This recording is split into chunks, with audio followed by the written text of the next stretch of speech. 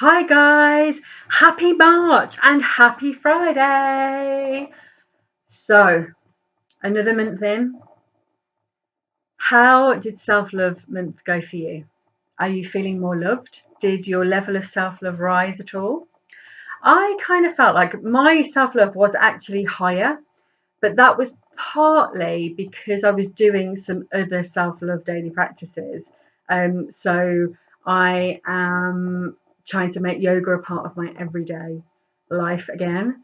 And I am also doing daily energetic work and meditation, which is really helping with my self-love. So I kind of feel like I did it and didn't do it, if you know what I mean. That I was working on my self-love on a daily basis, but I wasn't really focusing on working on self-love. I wasn't really thinking about it and doing new things. So I get a tick, but could have done more too. So you know what? It's all good. Whenever we do these practices, it's worth just taking a moment to reflect and see, okay, how involved did I get this month? And did I get as involved as I wanted to get? Am I happy with my level of involvement of this month? Or could I have done more? Would I have liked to have done more? Not to beat yourself up, because that's not self-loving and there's no point. It doesn't help at all. But just to notice, like I noticed I was doing the self-love actions and I was thinking about self-love and I was aware of self-love. And on a few days I did think, what loving thing could I do for myself today?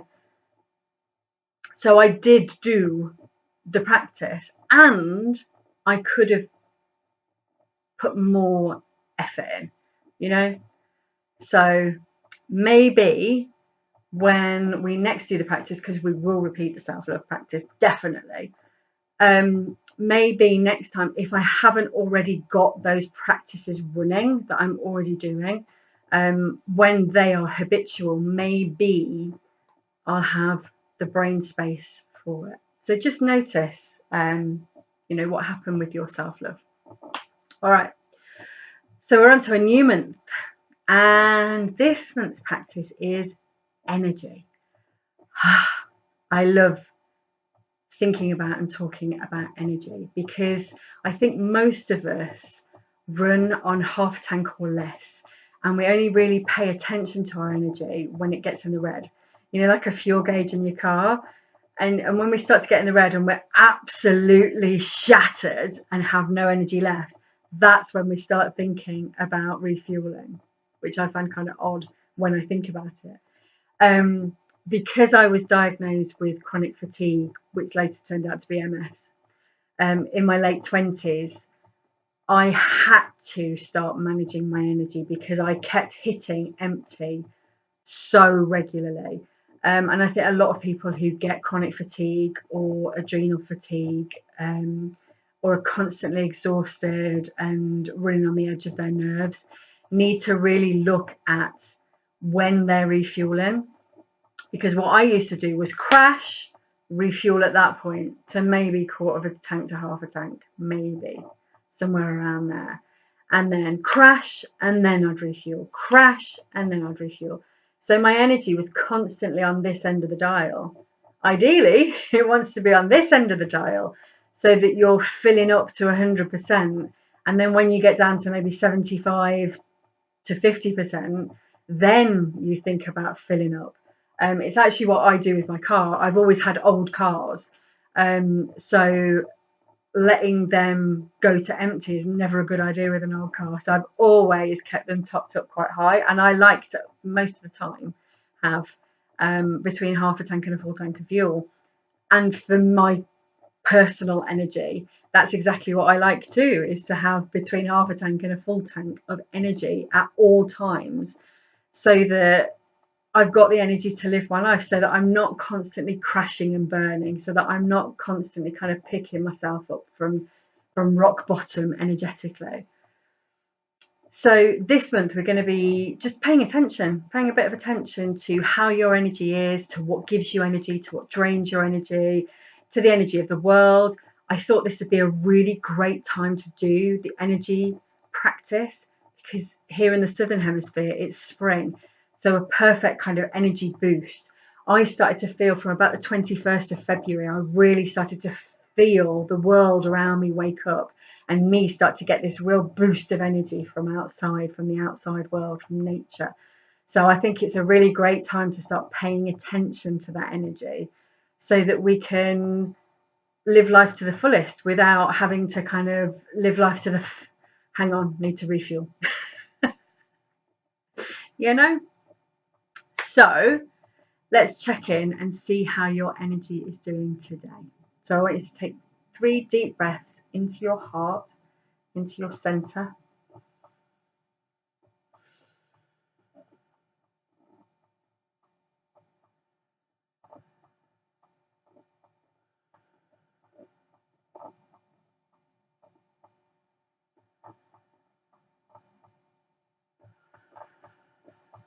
And then ask your heart, how energized do I feel today on a scale of 1 to 10, where 1 is I could lay face down on the floor and just stay there.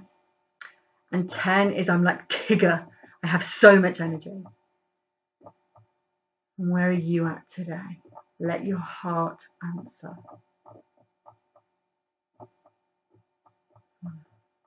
Mine's raised a little bit since the last time I did it. I've been doing something to energize myself. Yay. So yeah, let me know in the comments how your energy is today. Is it about what you expected? Is it higher or lower than you expected? I think often people's energy levels are lower than they expect.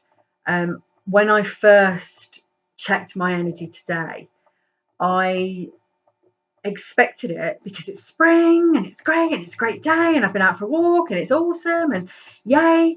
I expected it to be higher than it was. I expected it to be about an 8 and it's not.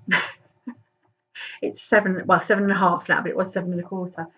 It's lower than I thought because yes, I'm getting a boost from the world, but actually I also need to refuel my energy. It's not quite up there as I thought. And I think that's what a lot of people do is they kind of they don't check in properly for a start, but they kind of vaguely check in and they go, yeah, I'm all right to go and do something else when I've already done 52 things today. And actually if they checked in properly, they'd go, oh, actually my energy's really low. So what we want to do this month is just pay attention to those energy levels and do what we can to do things that raise our energy and drop things that drain our energy. And that is our easy way to practice this month. Do one thing, just one, every day that gives you energy. So it might be getting out in the fresh air and taking a really deep breath of nature.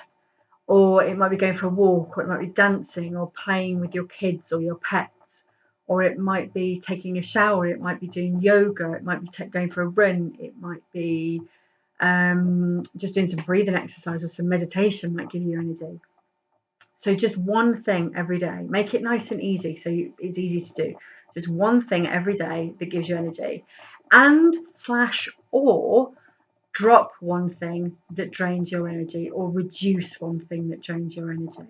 So if you know there are certain people or places that are energy drains for you, maybe spend a little bit less time with those people or places or news, or if you've got something that's a particular energy drain for you, see if you can change it so it's less of a drain.